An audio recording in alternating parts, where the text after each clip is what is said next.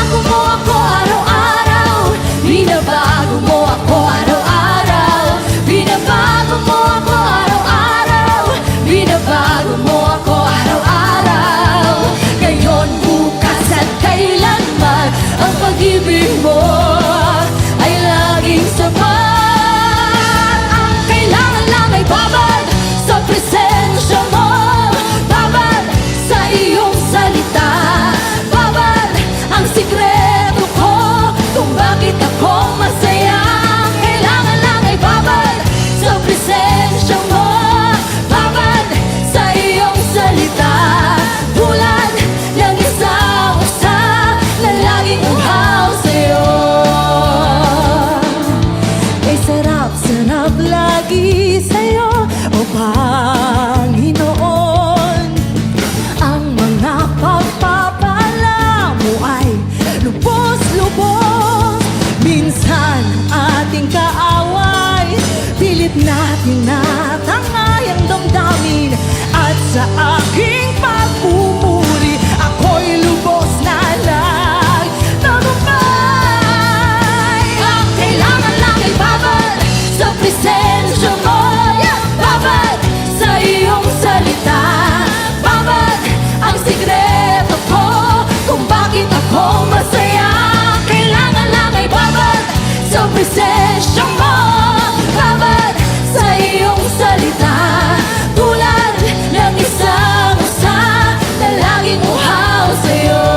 Minsan pa kay sarap-sarap, kay sarap-sarap lagi sa'yo, o Panginoon. Ang mga pagpapala mo ay lubos-lubos. Minsan ang ating kaaway, pilit natin na tangay ang damdamin. At sa aking pagpupuri, ako'y lubos na nagtagumpay. Ang kailangan natin, ang kailangan lang ay babad sa presensya mo. Babad sa iyong salita. Babad ang sikreto ko kung bakit ako masaya. Kailangan lang ay babad sa presensya mo. Babad sa iyong salita. Tulad ng isang usa na laging uhaw sa'yo. Kailangan naman, ang kailangan lang ay babad sa presensya mo. Babad sa iyong salita. Babad ang sikreto ko kung bakit ako masaya. Kailangan lang ay babad sa presensya mo. Babad sa iyong salita. Tulad ng isang usa na laging uhaw sa'yo.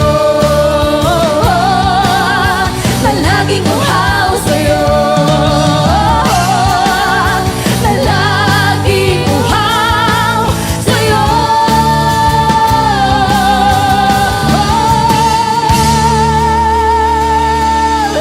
Oh, purihin ka, Panginoon. Oh, we worship your name, Jesus. Oh, thank you, Lord. We thank you for your presence, God.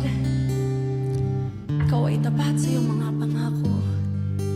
Kung saan may dalawa o tatlo na nagkakatipon sa iyong pangalan, ikaw ay nasa amin pong kalagitnaan. Patuloy ka po namin pinupuri, O Diyos. Ito po, Panginoon, ang aming dalangin.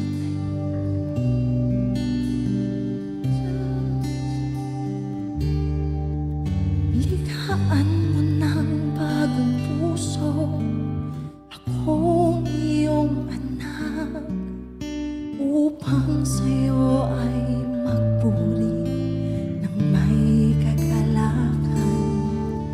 Likhaan mo ng bagong puso, akong iyong anak, upang sa'yo ay sumamba ng may kalayaan.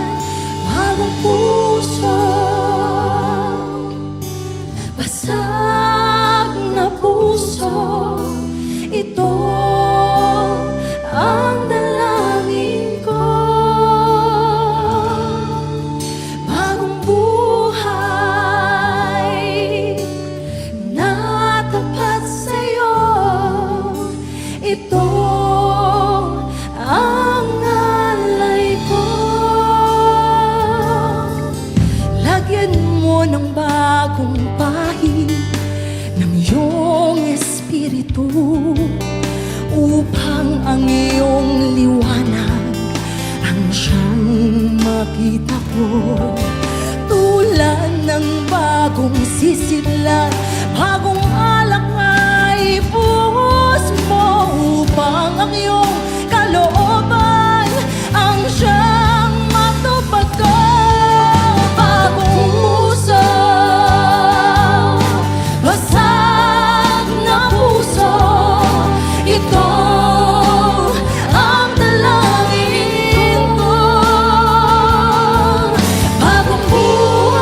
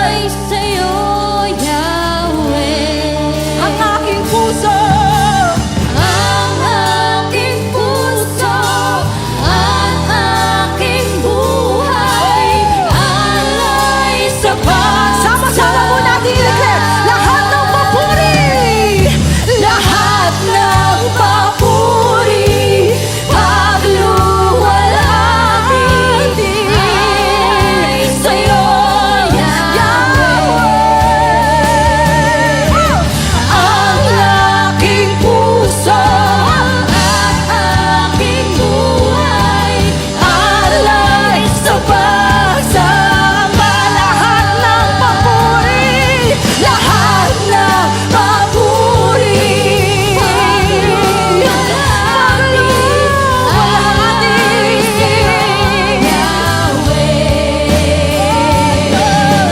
Ang aking puso at aking buhay alay sa pagsamba, alay sa pagsamba, alay sa pagsamba.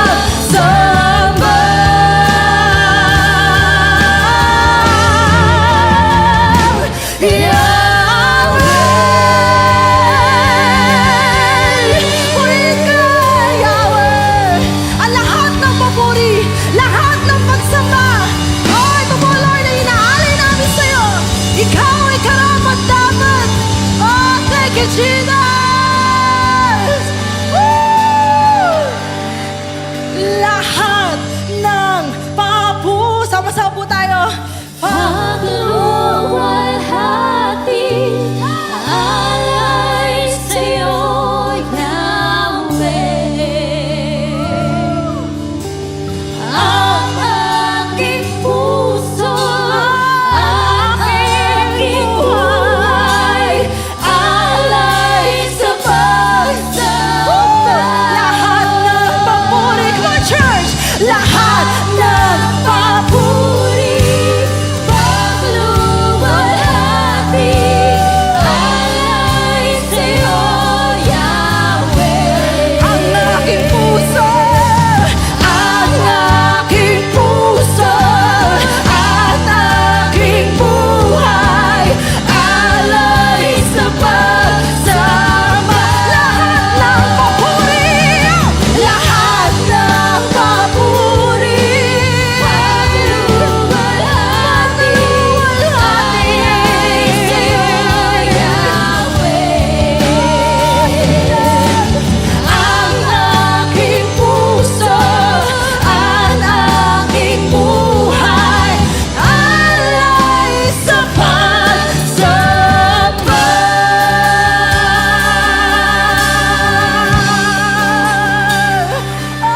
Purihin ka, Lord.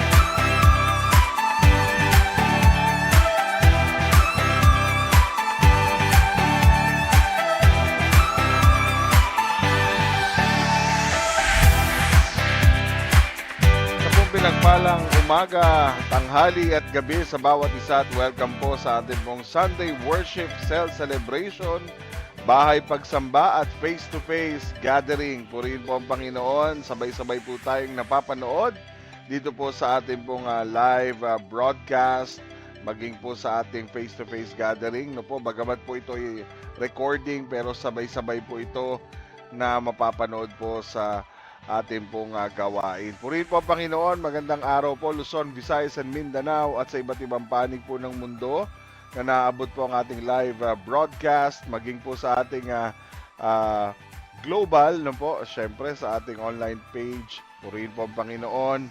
Ganun din sa ating face-to-face gathering dyan po sa Lemery, Batangas. Purihin po ang Panginoon. Magandang umaga sa bawat isa. At nagpapasalamat tayo sa Lord Dahil tayo po'y pinagsama-sama sa ganitong klase ng platform at kahit na po tayo'y magkakalayo ay tayo po ay magkakasama pa rin sa presensya ng ating Panginoon. Gandang araw po at pakisabi po sa inyong katabi, purihin po ang Panginoon, pinagpala ka ng Diyos kapatid at mahal na mahal ka ni Lord. Ayan, praise God. Sige po, sabihin natin sa ating katabi na pinagpala siya ngayong araw na ito. Ayan, praise God. Bago po tayo magpatuloy, mga kapatid, inihiling ko po sa inyo na makibukas po kayo sa akin ng inyo po mga Biblia. Kung meron po kayong personal Bible na dala-dala po at even yung inyo pong cellphone, pwede po kayong makibasa sa akin. At nais ko pong buksan ang ating pong salita ng Panginoon mula po sa Psalm or Salmo o Awit 139. At tayo po ay nagbabasa mula po sa ang salita ng Diyos version. Okay? So, 139 ng Salmo. Ayan, kung kayo po ay may Biblia, pwede po kayo makibukas. Buksan po natin. Magsimula tayo sa Kabanata 1. Okay? Andiyan na po ba kayo? So, please open your Bible, Psalm 139. Basahin po natin sabay-sabay. Sabihin po natin sa Panginoon na po ang bawat deklarasyon ng kanya po mga salita sa ating mga buhay. Sabi po ng Psalm 139, Panginoon, ako'y inyong siniyasat at kilalang kilala. Alam ninyong lahat, maging pag-upo at pagtayo ko. Malayo man kayo'y batid ninyo ang aking iniisip. Ako'y inyong nakikita, nagtatrabaho man ako o nagpapahinga. Alam ninyo ang lahat ng aking ginagawa. Panginoon, hindi pa man ako nagsasalita, ay alam na ninyo ang aking sasabihin. Lagi ko kayong kasama. Ako'y inyong iniingatan at kinakalinga. Ang pagkakilala ninyo sa akin ay tunay na kahanga-hanga. Hindi maaarok ng aking pangunawa. Paano ba ako makakaiwas sa inyong spirito? Saan ba ako makakapunta na wala kayo? Kung pupunta ako sa langit ay naroon kayo. Kung pupunta ako sa lugar ng mga patay, naroon din kayo. At kung pumunta man ako sa silangan o tumira sa pinakamalayong lugar sa kanluran, kayo ay naroroon din upang patnubayan at tulungan. Maaaring mapakiusapan ko ang dilim na itago ako o maging gabi ang liwanag sa paligid ko. Subalit kahit ang kadiliman ay hindi madilim sa inyo, Panginoon, at ang gabi ay parang araw, dahil para sa inyo, pareho lang ang dilim at liwanag. Kilala ninyo ako dahil kayo ang lumalang sa akin. Kayo ang umubog sa akin sa sinapupunan ng aking ina. Pinupuri ko kayo sa kahangahangang pagkalikha ninyo sa akin. Alam na alam kong ang inyong mga gawa ay tunay na kahanga-hanga. Nakita ninyo ang aking mga buto nang ako'y lihim na hubugin sa sinapupunan ng aking ina. Nakita na ninyo ako, hindi pa man ako isinisilang, at itinakdang mga araw na ako'y mabubuhay ay nakasulat na sa aklat ninyo. Bago pa man ito mangyari, O Diyos, hindi ko lubos maunawaan ang mga iniisip ninyo. Ito'y sadyang napakarami. Kung ito'y aking bibilangin, mas marami pa kaysa sa buhangin. Sa aking paggising, ako'y nasa inyo pa rin. O Diyos, patayin ninyo sana ang masasama. Lumayo sana sa akin ang mga mamamatay tao. Nagsasalita sila ng masama laban sa inyo. Binabanggit nila ang inyong pangalan sa walang kabuluhan. Panginoon, kinamumuhian ko ang mga namumuhi sa inyo. Kinasusuklaman ko ang mga kumakalaban sa inyo. Labis ko silang kinamumuhian, itinuturing ko silang mga kaaway. O Diyos, siyasatin ninyo ako, upang malaman ninyo ang nasa puso ko. Subukin ninyo ako at alamin ang aking mga iniisip. And last verse, verse 24, tingnan ninyo kung ako ay may masamang pag-uugali at patnubayan ninyo ako sa daang dapat kong tahakin magpakailanman. Tayo po'y manalangin. Ama naming Diyos, napakabuti mo. Salamat sa pagkakataong kami ay pinagsama-sama mo kahit po kami po ay malalayo sa isa't isa. Alam namin, Panginoon, hindi balakid ang kahit na ano pong mga kagamitan o pamamaraan o teknolohiya para kami po ipagsama-samahin mo, Panginoon. Mapa-video man, mapa-live. Ang napakahalaga dito, Lord, ay ang iyong presensya ay nasa amin. Kasama namin kayo, Panginoon, na makikinig, magbubulay, tatanggap, magpapatuwid, magpapaturo, Panginoon, magpapadisiplina, magpapasaway, at magpapatama ng aming pamumuhay ng naaayon sa iyong kalooban.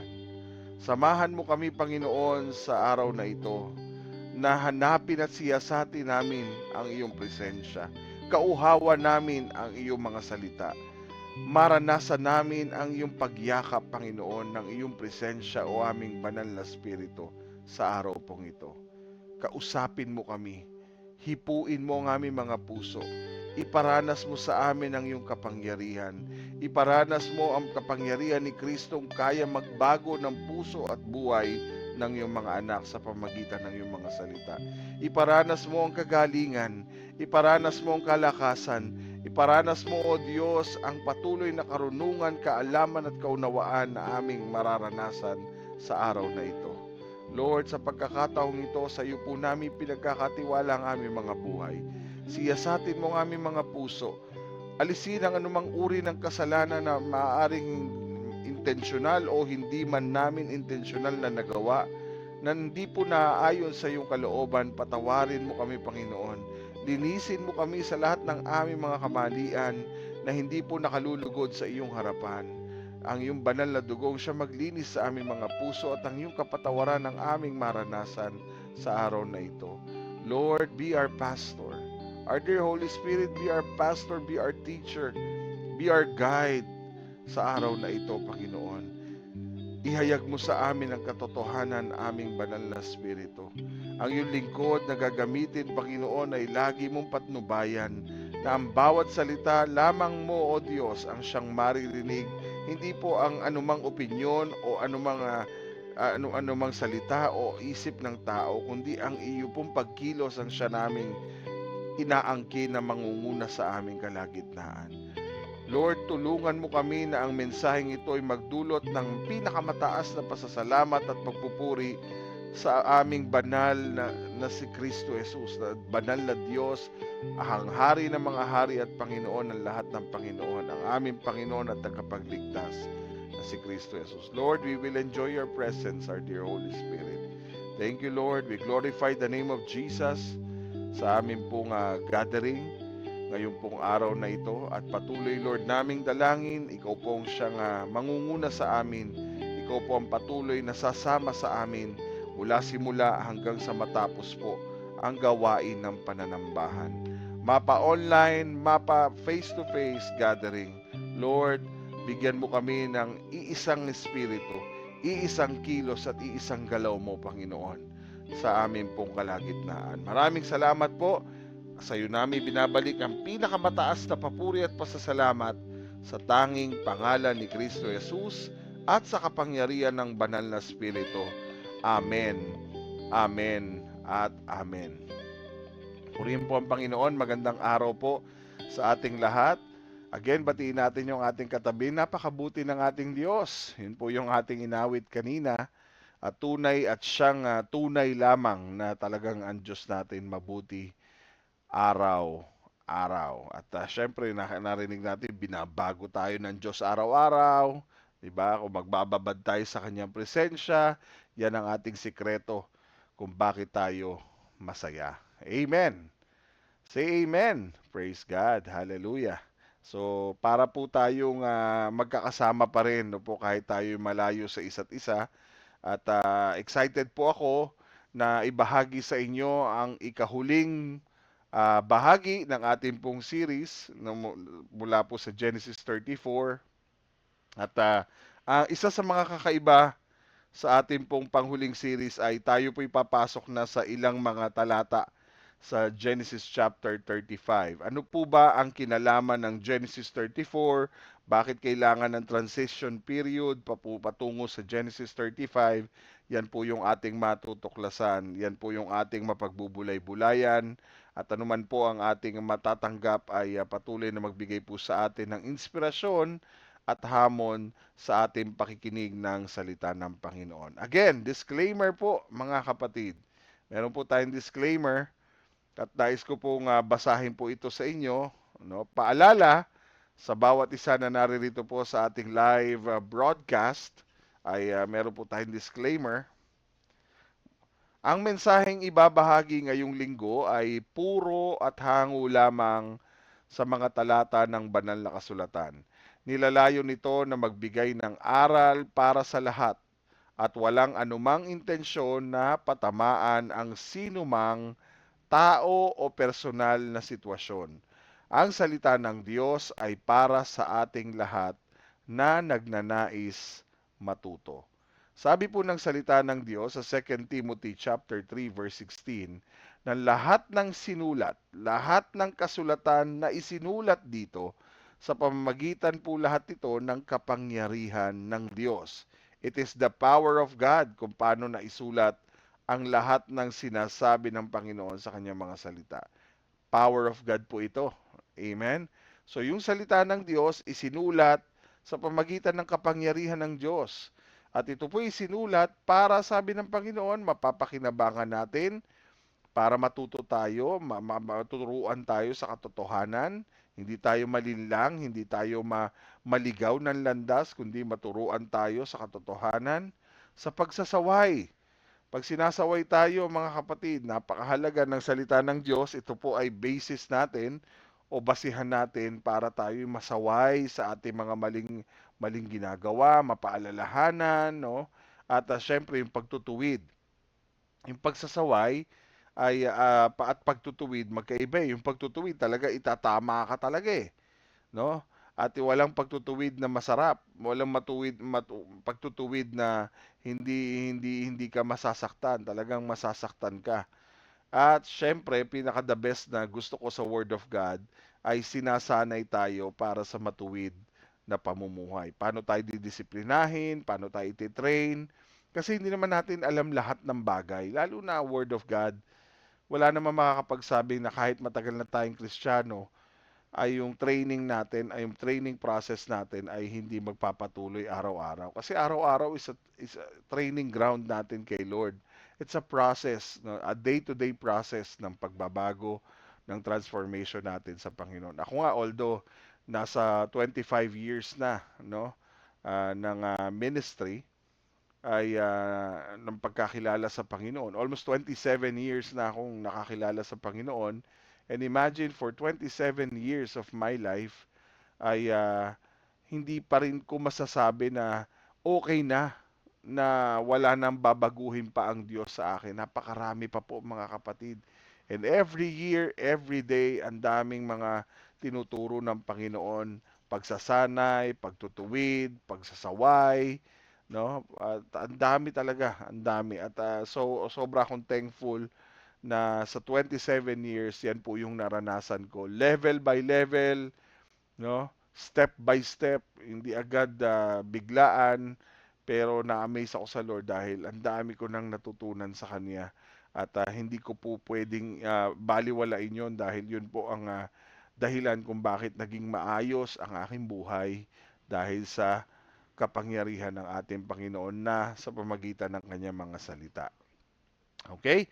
So tayo po ay nasa Genesis 34 na po at isa po sa ating mga tinukoy sa series na ito na may pinamagatang Consequences of Neglecting God. Yan po yung ating pinag-usapan for the last uh, almost 1.5 months no po na ating pinag-uusapan ito. I hope naririnig niyo po ako ng malinaw. Okay? So tayo po ay part 1, pinag-aralan po natin kapag ang Diyos ay nabaliwala, no? When God is neglected, sexual immorality saturates society. Ayan.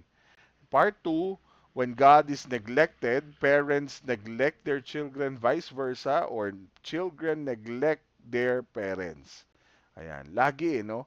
Kapag nababaliwala ang Diyos, yan po yung nangyayari. Sexual immorality, homosexuality, no? At saka yan, parents neglecting their children or children neglected their parents. Yan po yung nangyayari sa tuwing binabaliwala, pinababayaan at inaalis natin ng Diyos sa ating mga buhay. Part 3, pinag-aralan natin, when God is neglected, not just on a personal matter, but also sa ating sa ating spiritual na church, spiritual home, no po ay minsan naaabuso ang gawain, ang samahan, ang relihiyon, naaabuso dahil mas nauuna ang sariling kapakinabangan kaysa sa ah, Panginoon. So pag-una sa ating Panginoon. Yan po yung nangyayari sa mga churches ngayon, no? Sa iba't ibang mga religion or religious organization, kasi religion naman talaga ang tinatawag sa iba't ibang mga klase ng relihiyon eh, no? Pero sa katotohanan, if meron tayong religion, si Jesus Christ ang sentro ng bawat iglesia, ay naniniwala po ako kung si Jesus po ang number one na ah, hindi lang religion eh, kundi relationship ang ang nais ng Panginoon na maranasan natin sa Kanya. Hindi lang basta relihiyon. Pero yung mga religion ngayon, so far, inaabuso. No, ginagamit po ang relihiyon para sa mga sariling kapakanan.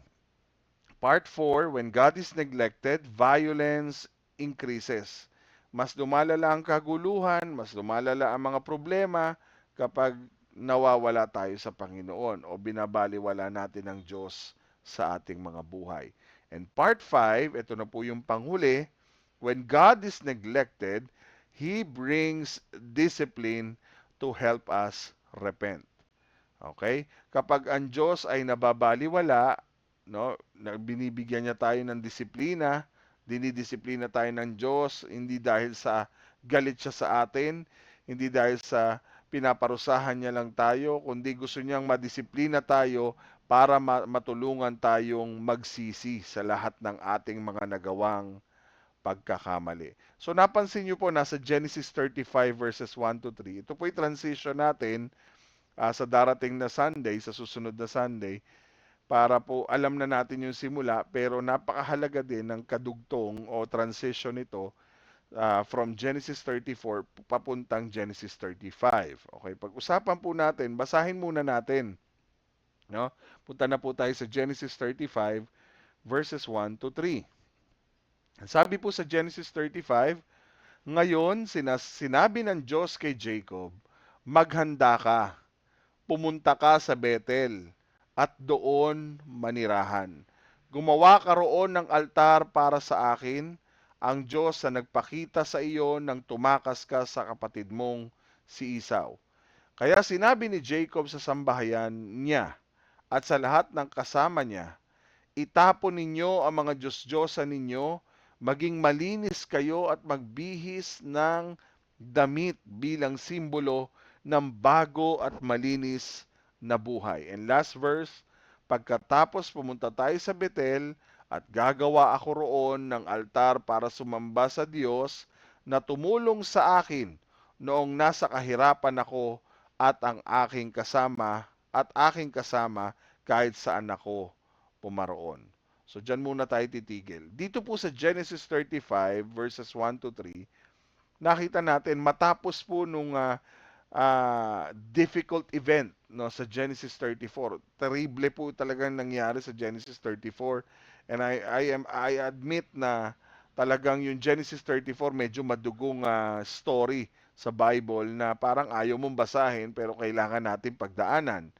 Nakita natin kung papaano ang pamilya ni Jacob, hindi lang yung family niya, even si Jacob ay talagang mag-turn back o talikuran ng Panginoon sa mga pagkakataong kanila pong mga pinagdaanan.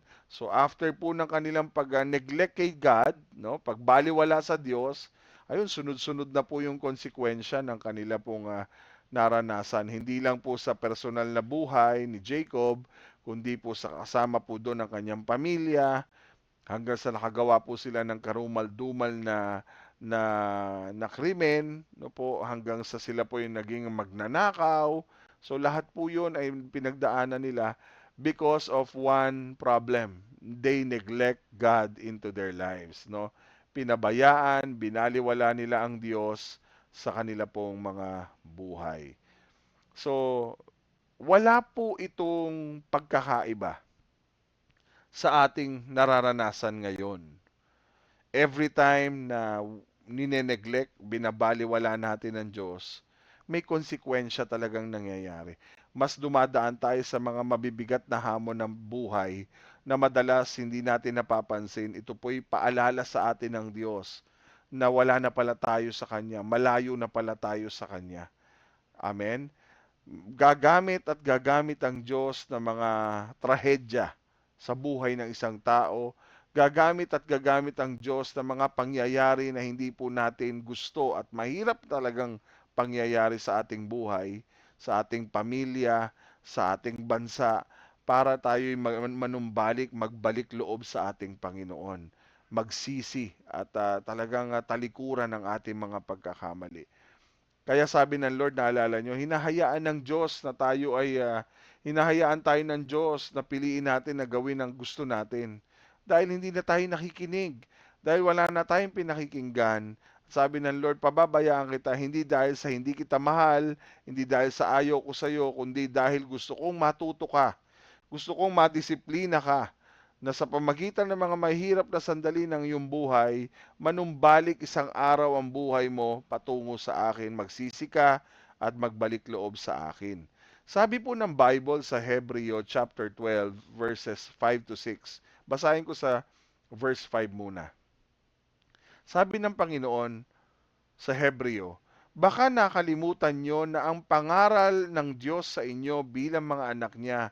Ito po yung pangaral. Baka nalimutan, ipapaalala.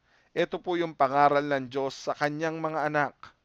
Anak, huwag mong baliwalain ang pagdidisiplina ng Panginoon. Doon muna po tayo. Huwag mong baliwalain ang pagdidisiplina ng Panginoon. Alam niyo po yung pagdidisiplina ng Lord sa atin ay bahagi po yan ng hindi lang self-discipline, kundi ito po yung mga discipline na tinutukoy sa atin, yung mga bagay na ah, itinatama tayo, itinutuwid tayo, no? At every time na tayo ay kino-correct, every time na tayo tinutuwid, every time na tayo sinasaway, every time na tayo sinasana, hindi po madali. Mahirap po 'yon. At yung pagdidisiplina, parang pagdidisiplina sa anak, yan po yung pinakamagandang ano tawag, marerelate natin yung sinasabi ng Panginoon na pagdidisiplina na wag nating babaliwalain kasi makakatulong po ito para tayo matuto, para tayo masanay. At sabi nga ng Lord, huwag kang panghinaan ng loob kung sinasaway ka niya. Naniniwala po ako kung bakit natin kailangan pagdaanan ng Genesis 34 ay dahil gusto ng Panginoon, no, na tayo po'y turuan, na tayo po'y madisiplina, na tayo po ay matuto. Kaya sabi ng Lord, wag tayong panghinaan ng loob. Kaya lagi ko sinasabi sa inyo, hindi po ito patama lang. Hindi po ito pagpaparinig lang.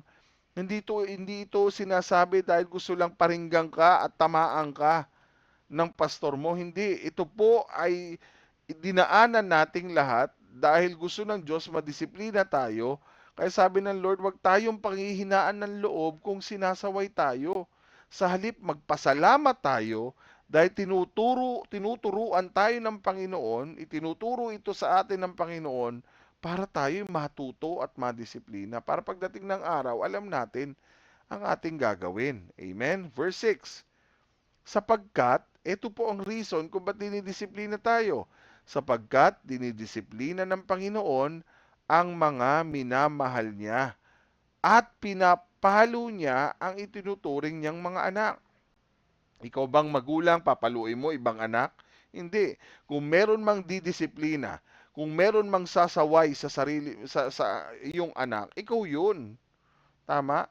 Kung meron kang didisiplinahin sarili mong anak, kaya nga sabi ko pa lagi sa inyo, kung naalala nyo, laging paalala ko sa inyo, sa loob ng church, kung meron mang didisiplina, sasaway sa inyong mga anak, kayo mismong mga magulang yun. Disiplinahin nyo po silang kumilo sa loob ng iglesia. Disiplinahin nyo po silang ayusin ang kanilang sarili sa loob ng iglesia. Na kapag may nakikita po kayong mga mali na ginagawa ng ating mga anak, sinong magdidisiplina? Tayo. Huwag niyo pong iasa sa inyong pastor. Huwag niyo pong iasa sa ibang tao kasi masakit po yon bilang isang magulang. Dahil kung anak mo, saway mo. Anak mo, sabihan mo. Tama? Anak mo, kargo mo. Kasi kalat mo, linis mo. O, di ba? Kasi ikaw talaga ang dapat madisiplina.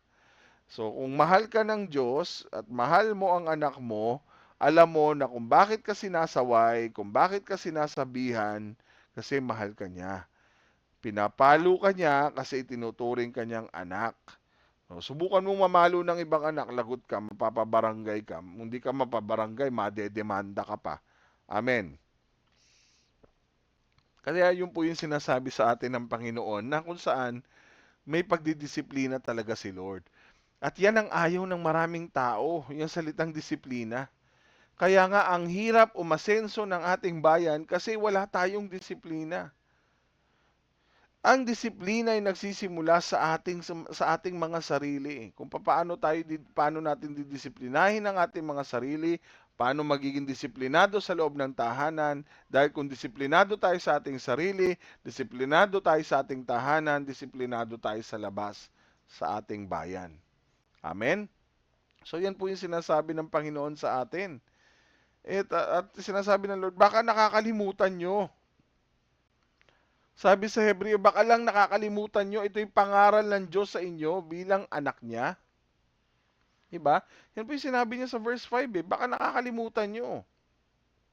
Sinabi pa doon sa sumusunod na mga talata, at wag mong baliwalain ang pagdidisiplina ng Panginoon. Kasi minsan maraming tao, ang ginagawa, wala lang siyang pake kung ano yung naririnig niya. Wala, kumbaga parang wala kang naririnig, para kang matigas na pader dyan na wala kang pakiramdam. Akala mo si pastor ang wala kang pakialam kay pastor, pero ang totoo, si Lord ang binabaliwala mo. That is neglecting God. At pagdating ng araw, kapag nagkaroon ka na ng problema, pag anyan na, sunod-sunod na ang problema at paghihirap, o sabi mo sa Lord, kasalanan ni Lord yun. Hindi, dinidisiplina ka lang niya. Kasi matigas na ang ulo natin. Verse 8, punta tayo verse 8. Kung hindi kayo dinidisiplina ng Diyos, gaya ng pagdidisiplina niya sa lahat ng anak niya, hindi kayo mga tunay na anak, kundi mga anak sa labas. So kung ang tingin nyo sa Diyos ay hindi kayo tinatama, hindi kayo sinusuway, hindi kayo pinapalo, hindi kayo tinuturuan, ay mag-isip-isip tayo. Di ba? Dahil sabi ng Bible, kung hindi tayo dinidisiplina ng Diyos, gaya ng pagdidisiplina niya sa lahat ng anak niya, hindi tayo tunay na mga anak, kundi anak tayo sa labas. Tama? Kasi ayaw natin, iniisip natin, bakit hindi naman ako pinarurustahan ng Lord? Okay lang yan. Mag-isip ka. Kung hindi ka nakakaranas ng palo, kung hindi mo nararanasan yung pakiramdam na tinutuwid ka, aba mag-isip ka, nakakatakot yun. Subukan mo ang mga magulang mo, walang pakialam sa iyo, hindi ka dinidisiplina, hindi ka sinasaway, walang pagmamahal doon. Walang pagmamahal sa isang pagmamahal, kailangan nandun yung pagpapalo, pagdidisiplina, pagtutuwid dahil para matuto sila. So, sa panahon po natin ngayon, paano mo nararamdaman? Yun yung tanong sa atin ni Lord eh, ngayong araw na ito. Paano mo nararamdaman yung pagmamahal at pagtutuwid ng Diyos sa gitna ng iyong mga pagkakamali, sa gitna ng iyong pagsubok? Paano mo naramdaman na mahal ako ni Lord kasi ganito ang tinuturo niya sa akin, kasi tinutuwid niya ako? Alam niyo po, masyado tayong mahal ni Lord. Sobrang mahal tayo ni Lord. Amen po ba? Mahal na mahal tayo ni Lord. Kaya nga sa pagmamahal na yan, inaalaw tayo ng Diyos. Sige, tuloy ka lang na pagbaliwala sa akin. Sige, tuloy mo lang yung paglayo sa akin. Dahil sa isang araw, babalik ka rin sa akin. Totoo naman eh. Babalik din tayo sa Panginoon, nagpakalayo-layo pa tayo. Babalik din tayo sa Panginoon, hindi pa tayo hindi na tayo dumadalo sa gawain. Sa Lord, babalik din tayo at babalik. Amen. Alam niyo po sa Bible, napakarami pong mga pangyayari na even mga lingkod ng Diyos, no po, na sila'y baliwalain nila ang Diyos, tinatakbuhan nila ang Diyos. Ayan, dumating ang mga bagyo, mga pagsubok sa kanilang mga buhay. Naalala niyo po si Jonah, no? Dahil sa patuloy niyang pagtakbo sa Panginoon, no? Dahil galit siya sa mga taga Ninive, ayaw niya ipahayag yung inuutos ng Diyos sa kanila, nasabihin sa kanila na sila magsisi sa kanilang mga kasalanan. Anong ginawa niya? Yung inuutos ng Diyos, tinatakbuhan niya ang Panginoon. O, nagpadala ang Diyos ng matinding bagyo nung siya'y tumatakas na at nakasakay na doon sa bangka o sa barko, no? At doon sa barkong yon, mga kapatid, dami niyang kasama, ang daming madadamay doon. And God brought a storm in his life to turn his back to God. No? Kasi kung hindi ka padadala ng mga pagsubok, kung hindi ka padadala ng bagyo, hindi ka babalik kay Lord eh. Sa mga pangyayaring ito, kung naalala niyo po si David, no po, sa Psalm 32 verse 3 to 5, sabi niya, si David din po kasi, nagkaroon siya ng problema. No? Binaliwala niya ang Diyos, pinabayaan niya yung kanyang relasyon sa Diyos, nung siya'y hari na, nagkaroon tuloy ng consequence. Ano po naging consequence ng pagpabaliwala, pagne-neglect kay God? Noong hindi ko pa ipinagtatapat ang aking mga kasalanan, sabi niya, buong araw ako'y nanlulumo at nangihina ang aking katawan. Sipin niyo po, noong hindi niya pa ipinagtatapat, hindi niya sinasabi yung mga nagawa niyang kasalanan sa Diyos, buong araw nanglulumo siya, nangihina. Apektado yung kanyang katawan, apektado yung kanyang physical na katawan, even yung spiritual life niya apektado. Nanlulumo siya, nanghihina siya. Alam niyo po, ang dami nating stress, ang dami nating iniisip na problema, ang daming mga difficulties. Alam niyo, isa lang ang hinihingi ng Lord na dapat nating maintindihan, ipagtapat. Sabihin sa Diyos na tayo nagkamali. Kasi kung napapansin natin, ba't ba Lord hindi natatapos ang aming suliranin? Bakit ba hindi natatapos ang aming problema? Bakit ba hindi natatapos ang mga pangyayaring itong mabibigat sa aming buhay? Kailan ba ito matatapos, Lord? So ang sagot, kung hindi ka madidisiplina, kung hindi mo ipagtatapat sa Diyos ang lahat ng iyan, araw-araw kang mai-stress, araw-araw kang mahihirapan, araw-araw kang hanggat di ka nagpapatama at hindi ka humingi ng tawad sa Panginoon sa iyong mga nangyaring kapabayaan, araw-araw kang mahihirapan, araw-araw kang manghihina. Yan ang sabi ni Haring David. O sabi niya, araw-gabi, hirap na hirap ako dahil sa tindi ng iyong pagdidisiplina sa akin. Lahat tayo dumaan dyan. Lord, araw-gabi, araw-araw, gabi-gabi, hirap na hirap ako. Napakatindi ng pagdidisiplina mo.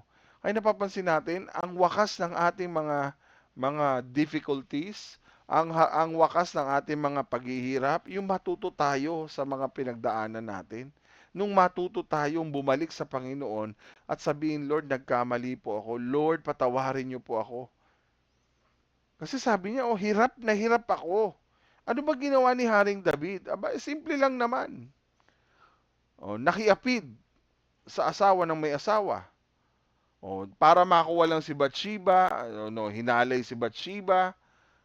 Habang pinanonood niya, isang look lang, isang tingin lang. Nakita niya si Bathsheba, pinatawag niya si Bathsheba, ginahasa niya si Bathsheba. Lingkod na to ng Diyos, ha? Ano pa nangyari? Inutusan niya yung kanya mga kawal na i-frontline yung asawa ni Bathsheba para yun ang unang matamaan, yun ang unang mamatay. So siya mismo ang nagsadlak sa kanyang sarili para sa matinding kasalanang ito. Araw-gabi, hirap na hirap siya sa tindi ng pagdidisiplina sa kanya ng Diyos. At dahil sa tindi ng disiplina, nawalan siya ng lakas. Tulad ng natuyong tubig sa panahon ng tag-araw, unti-unti siyang natuyot, unti-unti siyang nawalan ng lakas. Alam niyo po, yung realization natin ngayong araw na ito, itong naririnig natin, kung nagtataka tayo, Lord, ba't hindi natatapos ang problema? Mag-isip tayo. Bakit, Lord, nawawalan na ako ng pag-asa, walang-wala na stress na ako, bibigay na ako, ang sama-sama na ng nararanasan ko. Wala na po bang katapusan ng lahat ng ito? Simple lang ang tanong ng Lord. Naipagtapat mo ba sa Kanya yan? Nasabi mo ba sa Kanya yan? O maaaring pagdidisiplina ito ng Lord para magbalik loob tayo sa Kanya? O maaaring ang tanong, siguradong napabayaan natin ang ating relasyon sa Panginoon. In verse 5, kaya sabi sa verse 5, verse 3 and 4, nasa na yung 5? Nawala yung 5 ko. Teka, search ko lang yung verse 5. Sa Salmo 32. Wait lang po kasi may nawala eh. Kailangan kong basahin sa inyo. So punta po kayo sa sa Salmo na 32, chapter 32, sa verse 5. Ang sabi po dun sa verse 5, ngunit sa wakas, ipinagtapat ko ang aking mga kasalanan sa inyo, hindi ko na ito itinago pa. Sinabi ko nga sa sarili ko, ipagtatapat ko na ang aking mga kasalanan sa Panginoon at pinatawad nyo ako. Again, verse 5, ngunit sa wakas, ipinagtapat ko ang aking mga kasalanan sa inyo, hindi ko na ito itinago pa. Sinabi ko nga sa aking sarili, ipagtatapat ko na ang aking mga kasalanan sa Panginoon at sa wakas, pinatawad niya ako. So sa puntong ito mga kapatid, napakahalaga ng ating pagtatapat, pagko-confess sa ating Lord. Amen. Kailangan talaga tayo matutong magtapat, matutong magsabi sa Panginoon, Lord, sobra na po itong nadadaanan ko. Pala, dinidisiplina ka ni Lord. Pala, tinuturuan kanyang magbalik loob sa Kanya. At ang hinihintay ng Lord, matuto tayong umamin na nagkamali tayo, matuto tayong umamin na nagkulang tayo, matuto tayong magsabi sa Kanya, Lord, may problema po talaga ako eh. May problema po talaga sa akin. Amen. Amen po ba? So, even sa New Testament, akala nyo po ba sa Old Testament lang, kay David lang at kay Jonah ang nangyaring ito? Alam nyo po sa mga iglesia sa Corinto, kaya naalala nyo, sa tuwing tayo po ay nagko-communion, nag-Holy Communion, or naglo-Lord Supper, no, pinag-uusapan po natin lagi kung bakit napakahalagang sinusuri natin ang ating mga sarili bago tayo tumanggap ng tinapay at ng saro. 'Di ba? Last Sunday, nag-Lord Supper tayo. Kaya po pag naglo-Lord Supper tayo, sinasabi ko po sa inyo, make sure before po kayo mag-take ng tinapay at ng saro, siguraduhin yung naiintindihan ninyo. Kahit yung mga bata, siguraduhin yung naiintindihan ninyo. Bakit? Eto po, paalala po sa atin ng Panginoon uli. Sabi sa verse 28 ng unang Korinto chapter 11, kailangang suriin ng bawat isa ang kanilang sarili bago kumain ng tinapay at uminom ng inumin. Suriin ang bawat isa. Suriin ng bawat isa ang kanilang sarili bago ka kumain ng tinapay at uminom ng inumin. Sapagkat, bakit, Pastor? Bakit, Lord? Sapagkat ang sino mang kumain na, uminom nito ng saro at ng tinapay nang hindi po pinapahalagahan ng katawan ng Panginoon, ano po ang nangyayari? Nagdadala siya ng kaparusahan sa kanyang sarili. Ano po ang napakahalaga? Yung pagsusuri, yung pag-analyze, pag-check mo ng heart mo. Sandali Lord, magpapacheck muna ako. Siyasatin mo ang puso ko, suriin mo ang puso ko. Baka meron akong nagawang pagkakamali sa iyo, Lord. Kung bakit ganito ang nangyayari sa akin. Eh, kain ka ng kain. Oh, dahil nga sabi mo na sarapan naman ako sa ostya, nasarapan naman ako dun sa saro, ang sarap ng juice sa pagkakatimpla ng Ate Beth. O, di ba? Ganun ba 'yun? Hindi po 'yun, mga kapatid. Ang sinasabi po ng Panginoon, bago mo 'yan hawakan, bago mo nga kainin eh. Oh, napakahalaga, pinahalagahan natin ito. Hindi binabaliwala, hindi binabastos, hindi nilalaro. Mga bata, hindi nilalaro. Hindi nilalaro, kundi pinapahalagahan ang katawan ng Panginoon, no? Dahil ito'y nagdadala, ang katawan at dugo ang iniinom natin. Dahil ito po'y nagdadala ng kaparusahan sa ating mga sarili. Okay? So verse 30, at ito nga ang dahilan. Nako po, ito na. Dahil hindi natin pinapahalagahan ang tinapay, ang saro, ng ating Panginoon, tong dahilan. Kung hindi mo susuriin bago ka kumain, itong dahilan kung bakit marami sa atin ang mahihina. Ito ang dahilan kung bakit tayo may sakit. Ito ang dahilan kung bakit mailan sa atin ay namatay na dahil nagdala tayo ng kaparusahan sa ating mga sarili. Kasi hindi natin pinasuri sa Panginoon ang ating mga puso bago tayo tumanggap ng tinapay at ng saro. Nakita niyo po, ano ba yung dahilan kung bakit hindi natin pinahalagahan? Because you are neglecting God. Binaliwala mo kasi yung paalala ng Diyos. Binabaliwala mo kasi ang Diyos. Itong mga Corinthian churches, ang ginawa nila, inabuso nila ang Lord's Supper. Akala nila ang Lord's Supper, laro-laro lang. Kaya nga imagine, no, nung araw-araw sa tuwing sisimba ka, pwede ka mag-take ng communion, ng Holy Communion. At hindi mo pinapahalagaan, basta makakain ka lang, basta pag dumikit daw sa ngalangala mo, makasalanan ka. Yung mga ganong kaisipan. Pero ang katotohanan, ito po ang dahilan kung bakit tayo nakakaranas ng kaparusahan. Bakit? Every time we take this, anong ginagawa natin? Inaabuso natin ng Lord's Supper, no? At bilang pagdidisiplina ng Diyos, ayan, karamihan nagkakasakit, nade-depress, nangihina ang loob kasi nga dahil inaabuso natin ng Diyos. Binabaliwala natin ng Diyos. Alam niyo po, sobrang pagmamahal sa atin ng Lord para tayo pahintulutan na magkasala. Masyado kang mahal ni Lord. Alam niyo po kung bakit? Kasi yan ang pinipili natin gawin ng mali.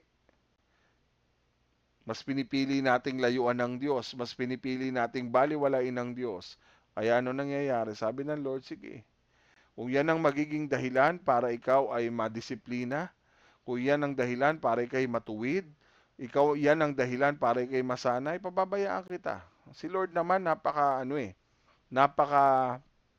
sa atin, yung leeway, yung pasensya, yung paalala, yung sige, bahala ka, ikaw yan, 'di ba?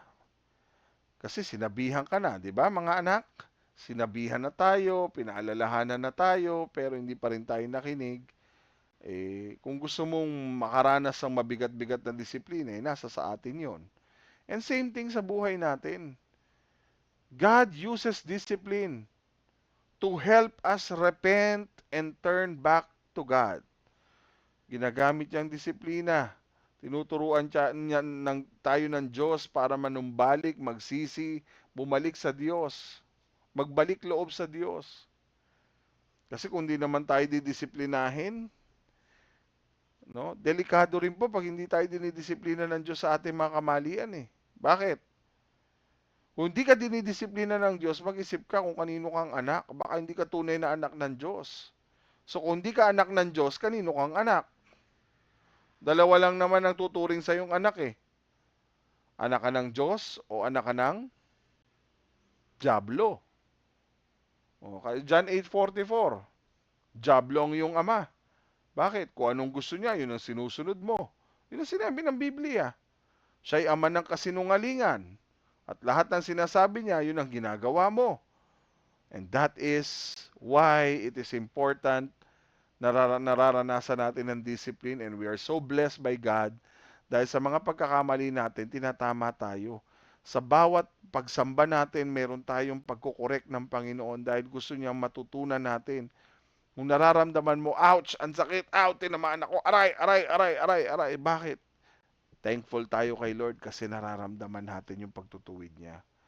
Thankful tayo kay Lord kasi nararamdaman natin yung pagmamahal niya. Ibig sabihin, itong mga palo, mga paalala, pagsuway, ay isang paalala na mahal niya tayo at tayo'y kanyang mga anak. So, ang tanong, mga kapatid, paano ba tayo magre-respond? Paano tayo tutugon sa mga konsekwensya ng pagbaliwala natin sa Panginoon? Number one, we must be careful of times of ease and prosperity. Mag-ingat po tayo na baka akala natin dahil tayo'y wala na, baga nakaraos na, maalwan na ang buhay, pinagpala na ni Lord, tayo po'y nakatapos na sa ating mga pinagdaan ng pagsubok, okay na. Every time na may natatapos na pagsubok sa buhay natin, nagle-level up uli ang ating training. Nagle-level up uli ang ating mga pinagdadaanan na challenges sa buhay. Kaya dapat maging maingat tayo sa bawat oras at panahon na tayo po'y maging relax. Kaya sa Panginoon, sa tayo mga anak ng Diyos, bawal ma-relax. Tayo po ay dapat nakarely sa Panginoon at all times. Always be careful, be watchful, sabi ng Lord. Be prayerful. Pray, continue to pray, pray, pray, and pray. Bakit? Kasi may nakatingin sa atin eh. Be watchful. Bakit? Ngayon okay ka dahil nakalagpasan mo yung problema mo. Pagkatapos niyan, okay na Lord, hayahay na uli. Hindi. Alam mo, the more tayo pinagpapala ni Lord, the more tayo maging maingat.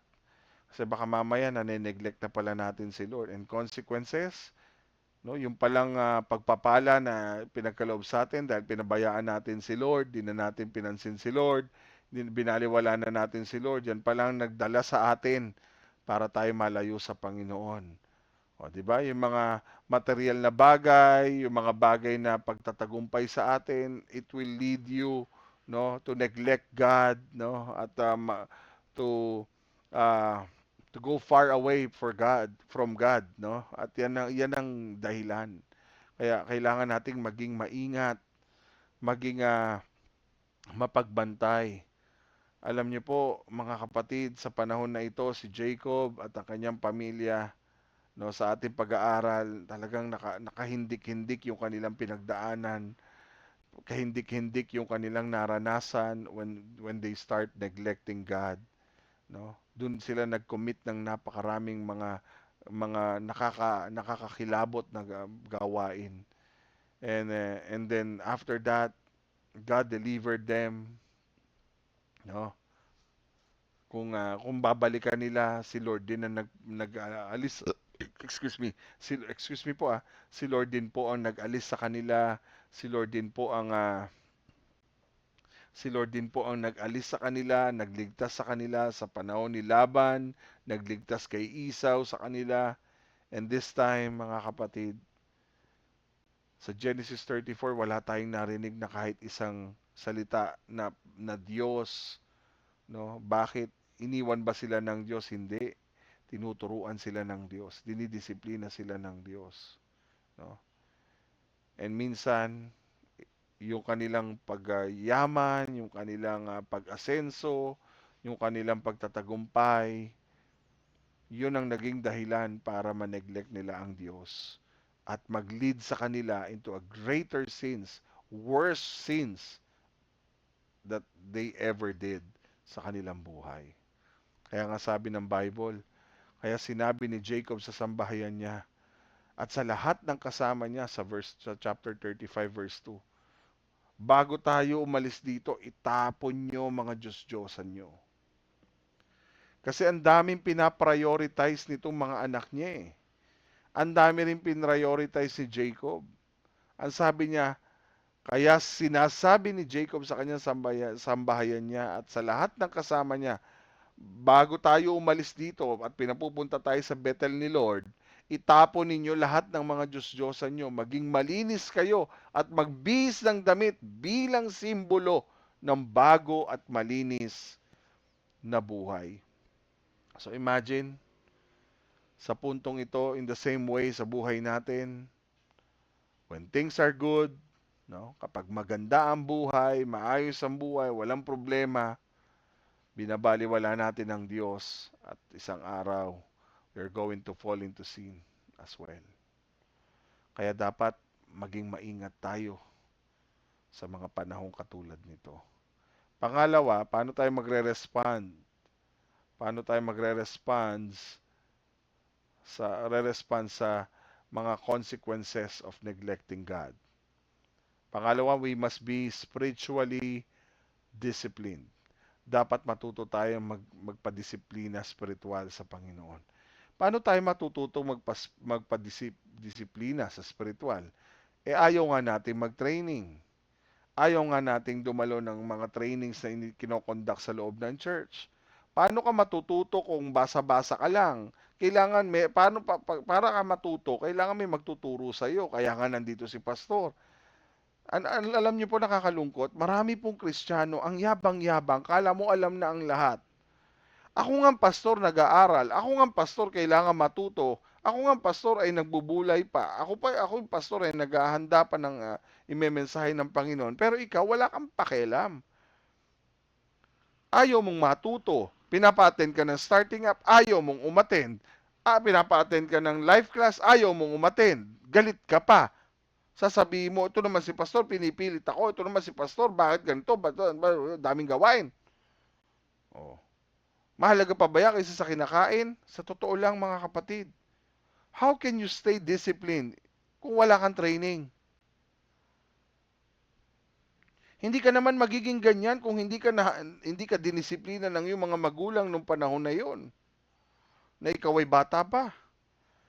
Tandaan po natin, ang major fall away natin sa Diyos, hindi po nangyayari sa isang beses lang. Unti-unti. Unti-unti. Bakit? Nagsimula ka ng hindi uma-attend ng church, pa-absent ka, hindi ka na naging tapat sa pagdalo sa gawain. Yan ang simula niyan. Pag hindi ka na nakapag-attend ng church, mawawala ka na rin ng time mag-devotion, hindi ka na magbabasa ng Bible, pag hindi ka na nagbabasa ng Bible, hindi ka na rin magpe-pray. Pagkatapos ayaw mo na rin kasama yung mga kapwa mo mananampalataya. Sunod-sunod na yan. Hindi po nangyayari isang bagsakan ang ating pagbagsak. No po, hindi po isang bagsakan yan, kundi unti-unti. It happens gradually. Kaya we have to stay disciplined. At paano mo didisiplinahin ang sarili mo spiritually? First, spiritually mo. Kailangan umanap ka ng tamang disiplina, tamang magte-training, magtuturo sa iyo. And starting up your new life class and school of leaders will help you to stay disciplined. Tanungin niyo po yung mga nakatapos ng starting up, ng life class, lalo na ng SOL. Tanungin niyo po yung mga nakagraduate ng School of Leaders, ng Destiny Training. Tanungin niyo po, matapos sila mag-training, tapos na ba? Hindi. Ano sabi ko sa kanila? Ulitin niyo. Paulit-ulit, araw-araw, paulit-ulit. Bakit? Paalala. Alam niyo po, hindi ganun. Hindi ibig sabihin na nakatapos ka na ng kolehiyo, hindi ka na mag-aaral. No? Sabi nga, learning is a day-to-day process. Continuous learning ang dapat natin. Continuous development, continuous growth, no? Kailangan meron tayong patuloy. Ibig sabihin, pag lumaki ka na, tapos na, wala na. Pag nakatapos ka na ng pag-aaral, hindi. Doon pala nagsisimula ang totoong buhay. Doon pala nagsisimula ang tunay na buhay. And soon, makikita mo yung sarili mo. Pag wala ka, hindi ka na umattend ng church, di ka na nagde-devotion, di ka na nagpe-pray, ayaw mo na makisama sa mga kapwa mo mananampalataya, ang layo-layo mo na pala sa Diyos. Tapos, ang dami-dami mong nagawang kasalanan. Ang dami-dami nating nagawang pagkakamali na higit pa sa nagawa mo noong araw. Bakit? Because you find yourselves far away from God because you keep on neglecting God's word. Ayan ang nangyari. Mas lalong malala ang pangyayari. Alam niyo po, nagkamali na nga tayo, nakabalik na tayo sa Lord, huwag na tayo umalis. Ayusin natin. At kapag na tayo nasa Panginoon na, huwag tayo magpapetics. Kailangan matuto tayo. Kailangan magpalalim tayo. Para matigil na yung unti-unting pagbagsak natin. Kailangan maging faithful tayo kay Lord. Matuto tayo madisiplina. Kaya nga sabi ko sa inyo, isang part ng discipline, no? Isang part pa lang ng discipline yung training natin may giving pa. Giving is part of our worship.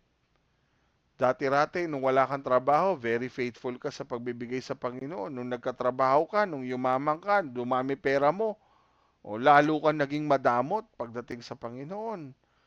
Hindi ka na naging tapat, ikaw nang gagawa ng sarili mong paraan ng pagbibigay. Hindi po tayo ang pwedeng mag-set ng standard sa pagbibigay sa Panginoon.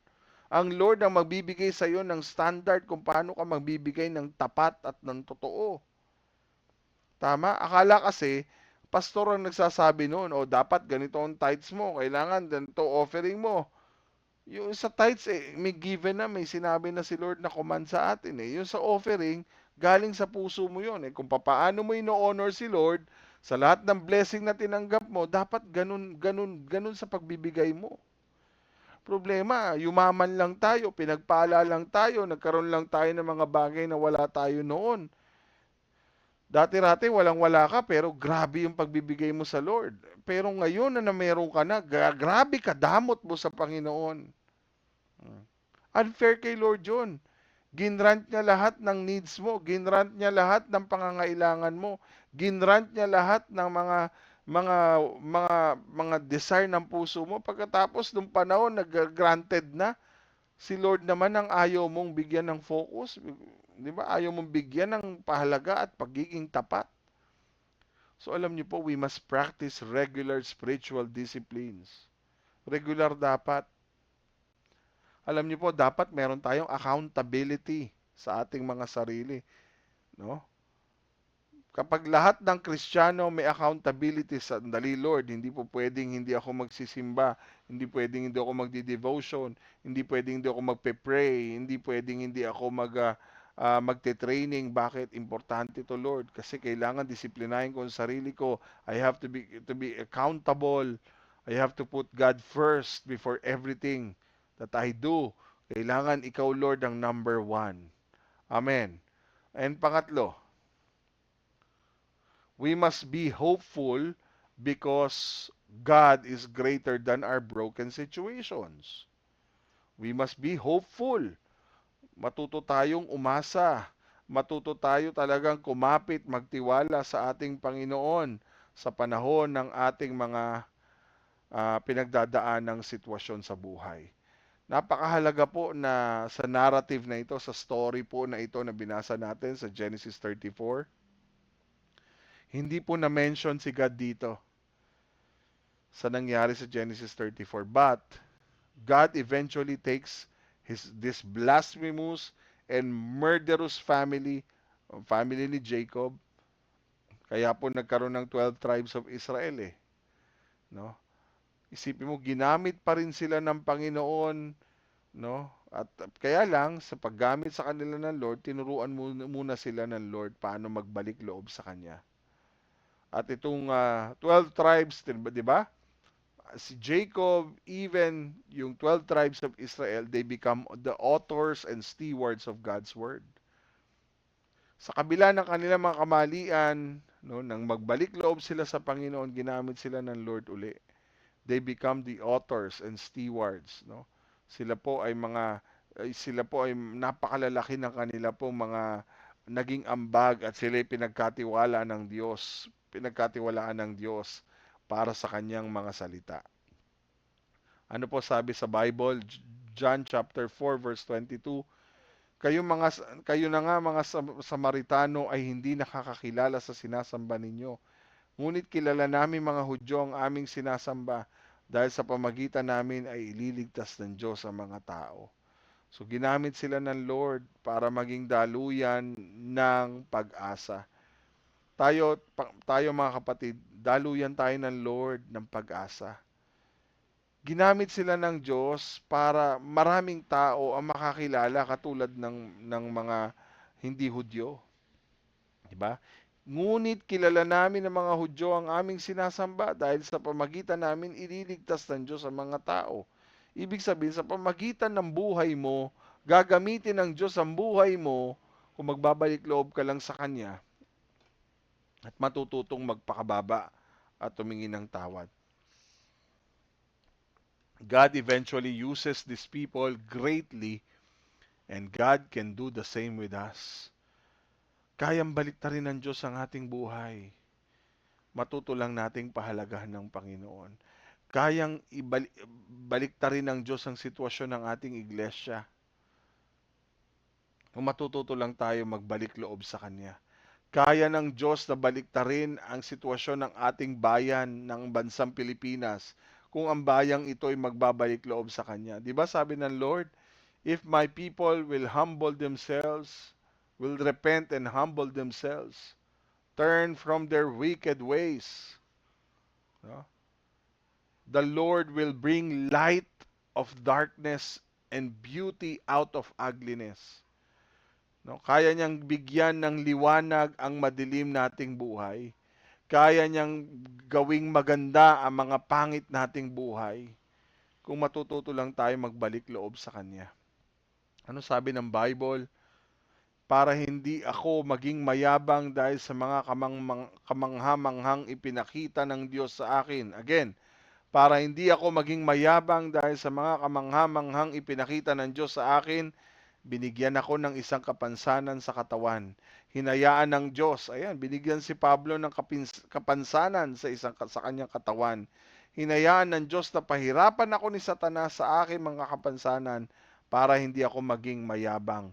3 beses akong nakiusap sa Panginoon na alisin ito sa akin. Ngunit sinabi ng Panginoon sa akin, sapat na sa iyo ang aking biyaya dahil ang kapangyarihan ko'y nakikita sa iyong kahinaan. Kaya buong galak kong ipinagmamalaki ang aking mga kahinaan nang sa ganoon ay lagi kong maranasan ang kapangyarihan ni Kristo. Alam niyo mga kapatid, sa pagkakataong ito, we have to consider yung sinasabi ng Panginoon. Ay marahil tayo binigyan ng Lord ng mga bagay na sitwasyon sa ating buhay para gamitin niya tayong instrumento sa ating buhay. Wala tayong pwedeng ipagyabang sa Kanya. Minsan tinatanong natin si Lord, Lord, bakit ako?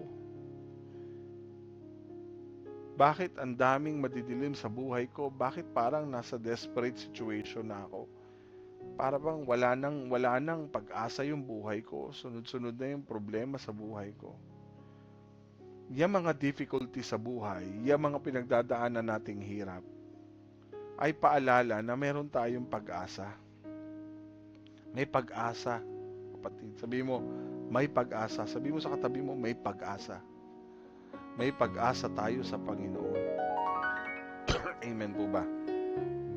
May pag-asa tayo kay Lord. Ang pangalan ng simbahan na ipinagkaloob sa atin, God's Greater Works Christian Church. Yung pangalan natin, God is God's Greater Works. Sa Tagalog po yun, kamangha-manghang gawa at pagkilos ng Diyos. Yun po yung gusto ng Diyos na maranasan natin. And thank you, Lord, for this wonderful name mula sa John chapter 14 verse 12 na magagawa natin higit pa sa nagawa ng ating Panginoon. Mararanasan natin yung kamanghamanghang gawa na at pagkilos ng Panginoon sa buhay natin. And thank you, Lord, for that. Pero ang sikreto para maranasan natin yung greater works ni God sa buhay natin, we have to go back to Him. Bumalik tayo sa Kanya. Ang susi para maayos ang buhay natin, para matigil ang mga paghihirap, matigil yung mga bagay sa buhay na matuto na tayo. Matuto tayo na talagang maranasan natin magdisiplina ng Panginoon, magbalik loob sa Diyos, at huwag na tayong aalis, huwag na tayong lalayo dahil may malaki ang konsekwensya kapag tayo po'y nawala sa Kanya. When we stop prioritizing God sa buhay natin, there are terrible consequences that will happen to us. Ang nakakalungkot, marami sa mga konsekwensya na ating pong nararanasan sa ating bayan, sa ating iglesia, sa ating mga buhay, ay dahil pinababayaan natin at binabaliwala natin ang Panginoon. Kapag nawala na ang priority, hindi na natin pinrioritize si Lord, sunod-sunod ang mga konsekwensya. Alam niyo po, pati yung mga Hivites, etong mga pagano, they are already experiencing the result of not acknowledging the true God. And every time they see us, yung mga tao sa paligid natin, pwede naman pala nilang baliwalain ng Diyos eh. Alam niyo po, mas lalo po silang, ang mga tao, mas lalong bumibigat ang problema. Itong bansa natin, kapag ang leader natin hindi pa rin magbalik loob sa Panginoon, ito pong resulta. Panay problema, panay sitwasyon nating hindi maganda. Because we are not acknowledging the true God into our lives. Marami pong consequences na pwede mangyari. Ano po mga konsekwensya, ang mga bagay na nangyayari sa ating buhay sa tuwing binabaliwala natin ang Diyos? Napakahalaga po, dapat alam natin. At ngayong alam mo na kung ano yung mga bagay na nineneglect natin sa buhay, ano sabi ng Lord? Suriin natin ang ating mga puso, magbalik loob tayo sa Panginoon, isuko natin lahat sa Kanya ang lahat ng ating mga kamalian. God is our God who loves us so much, who wants to discipline us, and He wants to bless us more and more. Hindi lang pahirapan tayo, kundi pagpalain tayo dahil yan ang nais ng Diyos kung hindi natin siya babaliwalain sa ating mga buhay. Ngayong araw na ito, nais kong ibigay sa inyo ang pagkakataong ito.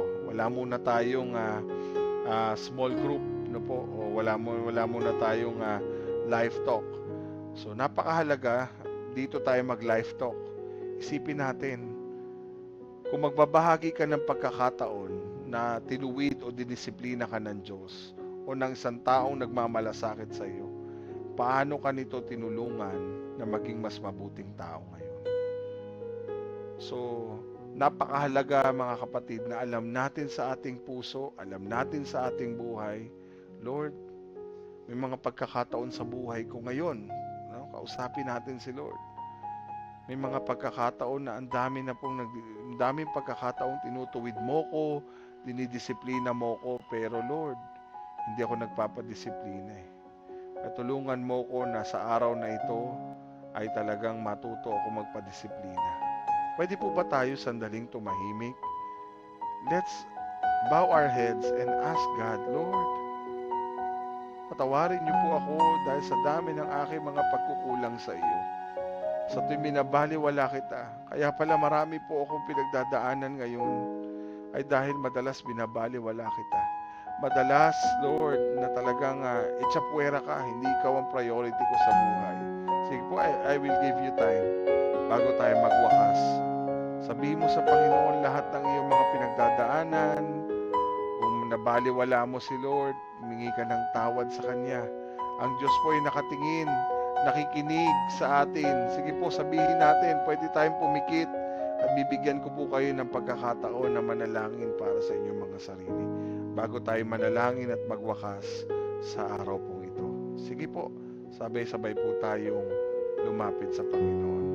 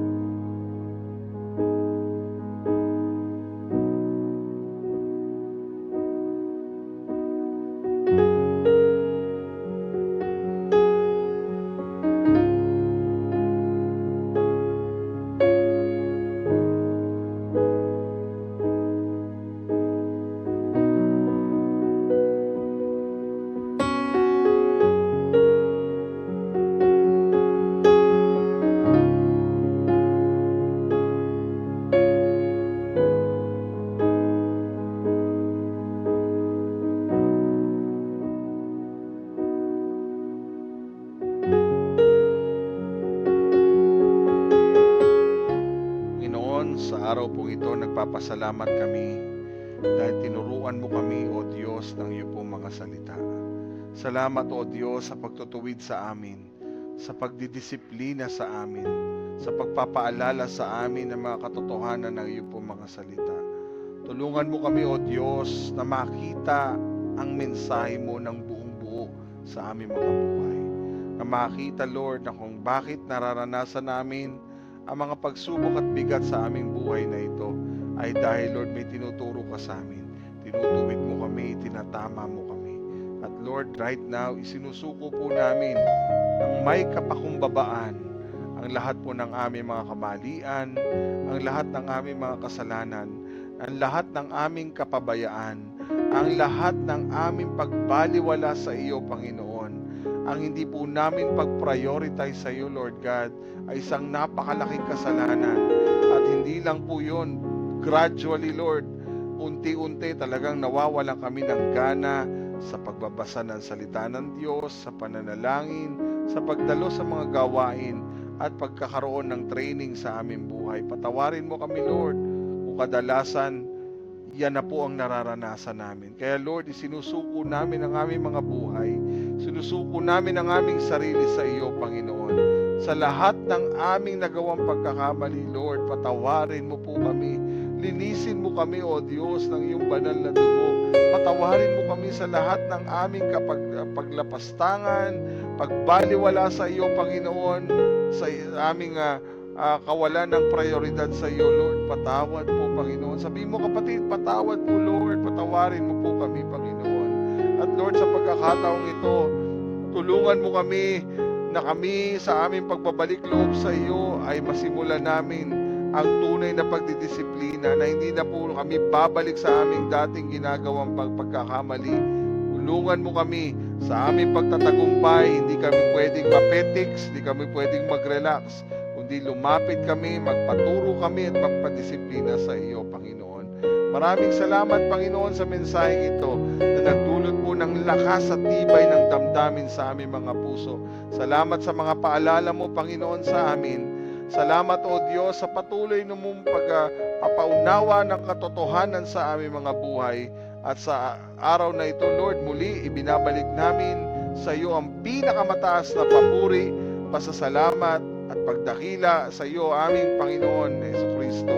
Maraming salamat sa iyong lahat ng papuri, pagdakila at pagluwalhati sa tanging pangalan ni Kristo Jesus at sa kapangyarihan ng Santong Espiritu.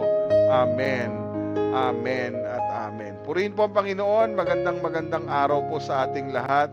Again, sa lahat po ng may mga kaarawan at may mga anniversary sa linggong ito, hayaan niyo pong ipanalangin ko po kayo bago tayo magwakas. At announcement no po sa ating sa darating na third Saturday ng April, sa darating na April 18, Sabado po yan, meron po tayong G12 Network Mentoring, Kaugnay Network Mentoring po. At darating po dyan si Pastor Dave at tayo po ay magsama-sama po at suportahan po natin ang gawaing ito, ang ating pong mentoring. Malaki pong pagtuturo ng Lord sa atin ito, kaya wag po ninyong hayaan na hindi po tayo makadalo. Sa halagang 50 pesos, makakapag-register na po kayo, makakadalo po kayo dyan po sa Breath of Life, po dyan kay na Pastor Bob, sa Barangay Tubigan. Pwede po kayo dumalo dyan, at kahit wala po si Pastor, pwede po kayo ang pumunta doon, pa-register po kayo ron, 50 pesos lamang po yun. Maraming salamat po mga kapatid, pagpalain tayo ng Panginoon, and let us pray. Pray po muna tayo bago tayo magwakas.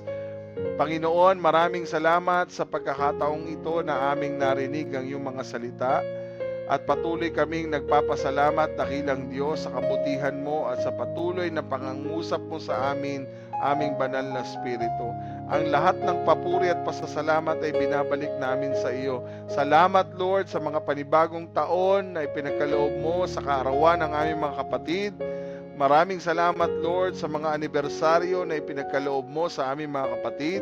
Salamat Panginoon dahil alam namin Ikaw o Diyos ang nagbibigay sa amin ng panibagong pagkakataon para Ikaw ay aming mapaglingkuran, masamba at madakila sa aming buhay. Pagpalain mo ang mga kapatid naming ito, pagpalain mo ang iyong mga anak sa kanilang panibagong taon. Maging Panginoon, maraming salamat sa umaga at sa araw na ito na kami po ay pinagsama-sama ninyo sa gawain po ng pananambahan, kahit po kami magkakalayo sa mga sandali pong ito. Muli Panginoon, ibinabalik po namin ang pinakamataas na papuri at pasasalamat sa Diyos na tunay na makagagawa ng higit pa sa aming inihiling o inaasahan.